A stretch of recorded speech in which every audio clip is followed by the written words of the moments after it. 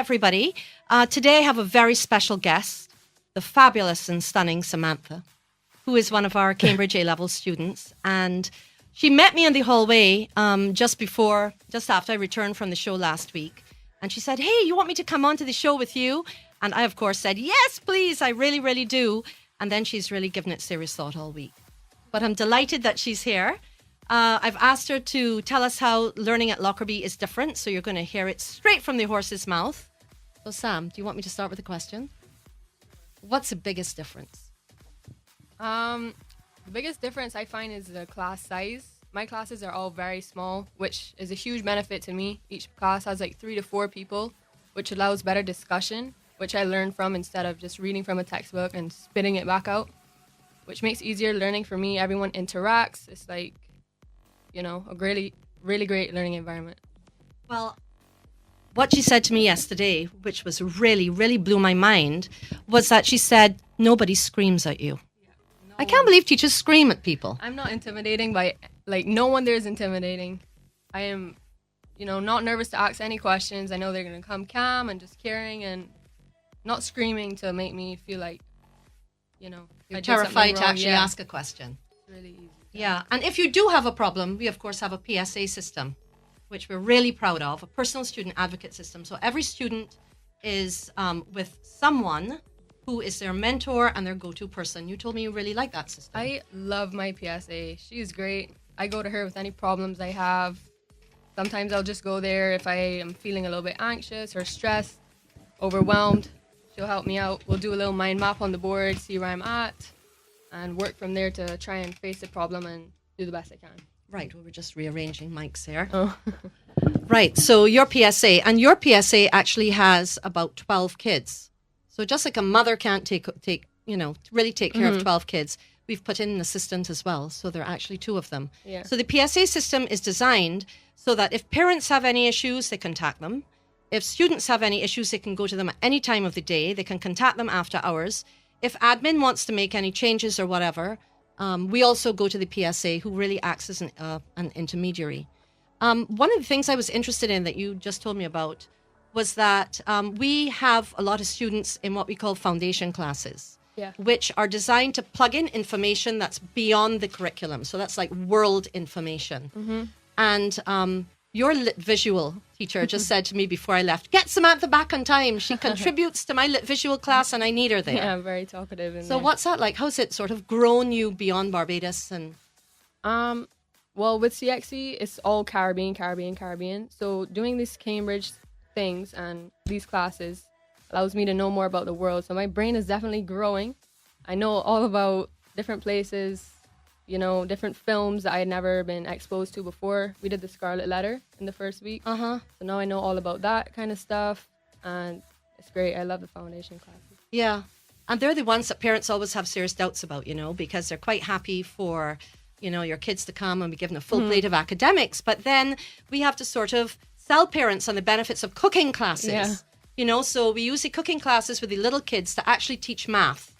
Because cooking is volume and weight and temperature and planning and coordination and organization and decimals and fractions and all that wonderful stuff. Plus it smells. Yeah, that emanate from that room. The smells are great.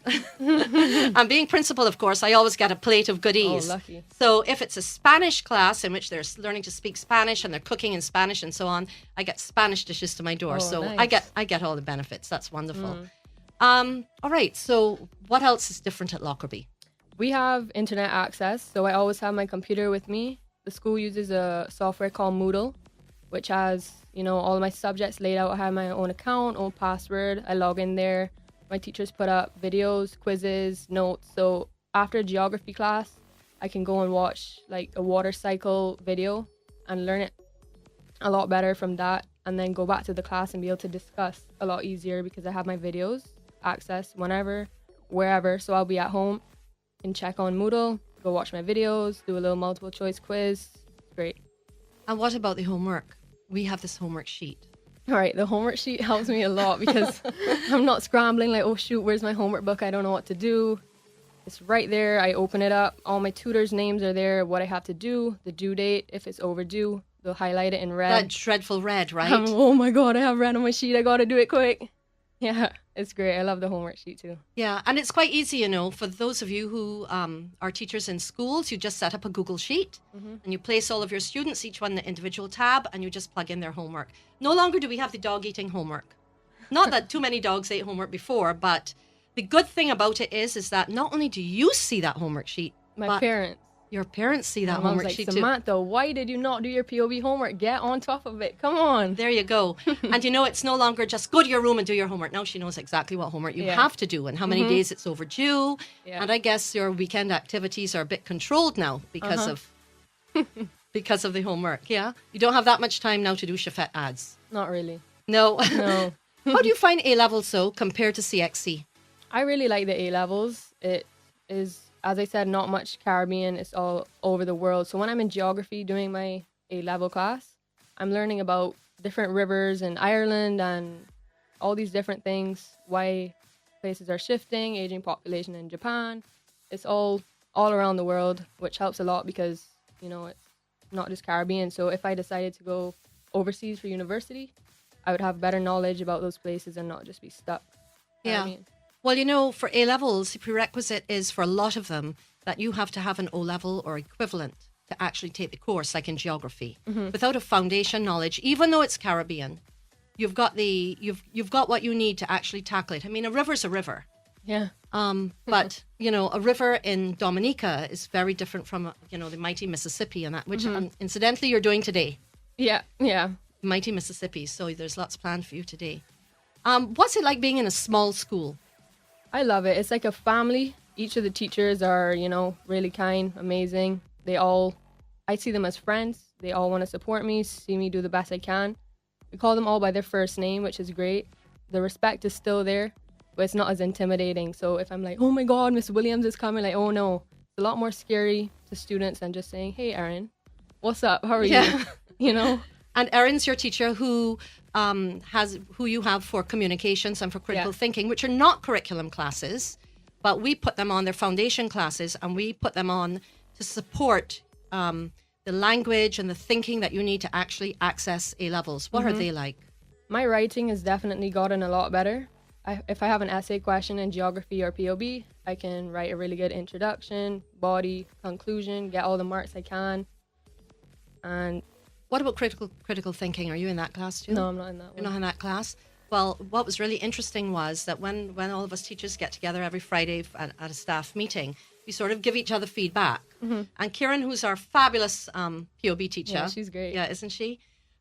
She said to Erin the other day, I have a student who all of a sudden is making these disparate connections and I'm putting it down to your critical thinking class. And Erin said, this is just the feedback that I like to receive because, you like to know that skills are transferring from one thing you're teaching into another and they're being applied. Because, of course, application is a big test. Yeah, so it's good to know that your writing skills have improved, your thinking skills are getting stronger. What's it like being in a school? I know the school you were at before was big. It had 600 or 800 kids. So there was a junior section and a senior section, and you all may have had prefect duties and all that kind of thing. We have some primaries. We have about 12 primaries, but it's basically a senior school. But they're little kids running around. These 12 little kids are running around outside, doing things. Noisy, running around, playing basketball. Yeah? Looking at them. Do they bother you all, sixth formers? No, they don't bother me. I go and chat with them sometimes, just say, like, how are you doing? You enjoying your class? And they love cooking. Yeah, they love cooking. And if they want to make friends, they're going to offer you cookies. Yep.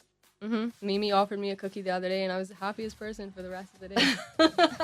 The little ones, because that's often what parents, when they are thinking about transferring their child, one of the things they really worry about is the social aspect of it.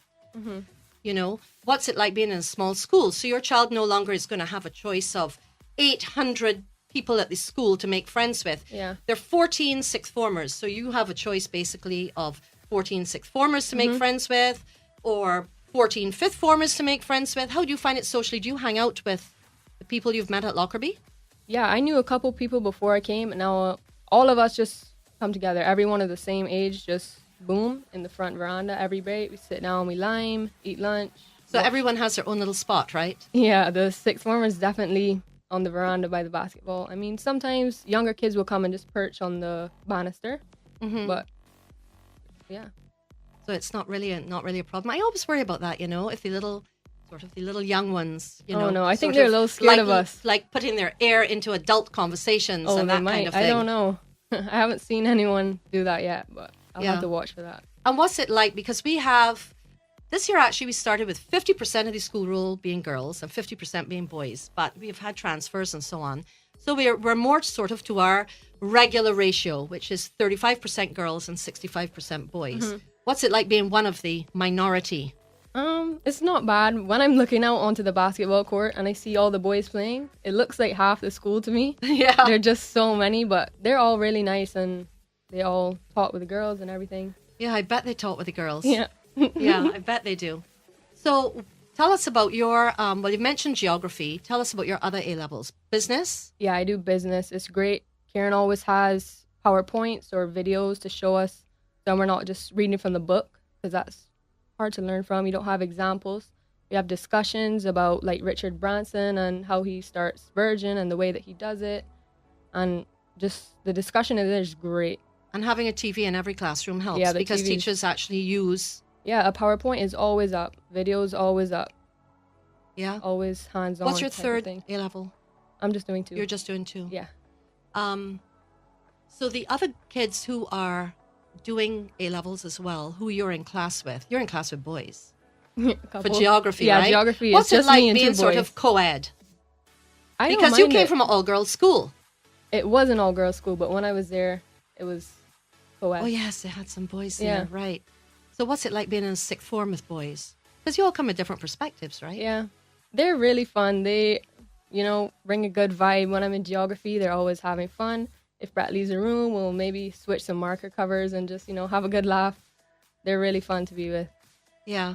And do you find the A-level kids take their work seriously? I think they do. And the teachers, do they support you? If you don't understand something, how does it roll? If I don't understand something, they'll just ask if anyone else has a weak area. If they don't, maybe they'll just say, you all can move on with this question. I'll be called over. They'll say, this is what I want you to say for this essay. Just, maybe change these words to this to sound more Do they help you in understanding the rubric or the grading scheme of the questions you have to answer? Yeah. So that you sort of come at it not from finding the answer, but for knowing what marks are actually going to be given and writing to the rubric? Yeah, we've been shown some marking schemes, which is great because I know how much to write for each question to get the maximum marks to be able to get my A in all my subjects. So, yeah, the marking schemes are very useful.